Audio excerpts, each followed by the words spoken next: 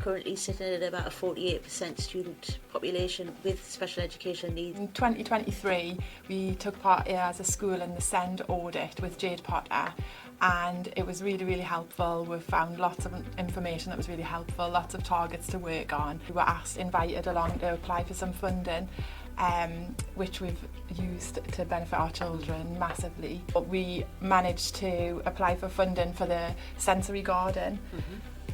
We put together a justification for the bid and worked really hard on it, backed everything up with research and evidence about how it could benefit our children. And now it's used all of the time. So if the children who do become dysregulated reasonably regularly and find it difficult to kind of calm down in a classroom environment, they can come into the sensory garden, so that can come in as a bit of a kind of break from the normal classroom situation. It's not just a playground, it's actually a sensory garden that has all of those elements of all of the senses are met in there, and it's got all of the calming resources, it's got the organising resources. It's not just a place to play, although some children do use it as a break, it still makes sure that they're regulated and then ready to go back into class, ready to learn. We are a bit of a beacon for what we've achieved with regard to sensory education, and also the work that we've done with the help of the Inclusion Fund. Because we've got up the top, we've got a yellow brick road door, which is the retreat, and it goes into the retreat with a sensory circuit on the walls. So the hut is set up with all sensory toys, colourful, bright puppets, cushions, weighted blankets.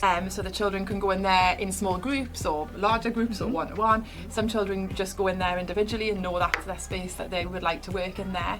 And then in the next door room, we've tried to set it up as a house, so it's kind of a home from home setup that we've gone for. So we've used the colours in there are calming, and when you go in, it's got a settee and a table as if it was your house, because we want the children to feel calm and settled and safe in there. It helps them to learn or to do their lessons, but in an environment that's kind of quite cool. And the children are really good at identifying when they need to use it as well. A lot of children can just go, actually, can I go and use the pathway? And they'll just go on their own. You can see the progress that when the children come into school, when they first started, I mean, a lot of them couldn't speak, a lot of them couldn't communicate. In the last kind of 6 months, the difference has just been amazing.